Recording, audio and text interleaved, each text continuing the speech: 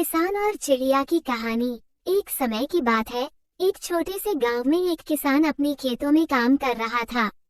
एक दिन उसने देखा कि एक चिड़िया उसके खेतों में घूम रही थी, बिना किसी फिक्र के और मुकाबले के बजाय कुछ बनाए रहती थी। किसान ने देखा और उसने चिड़िया से पूछा, तुम इतना खुश क्यों हो? तुम्हें तो कुछ नहीं मिल रहा है। चिड़िया ने हंसते हुए कहा, मुझे जरूरत कुछ नहीं है, क्योंकि मैं सिर्फ अपने लिए नहीं बल्कि आसमान के ऊपर तक की सारी सजगता के लिए फीलिंग बनाती हूँ।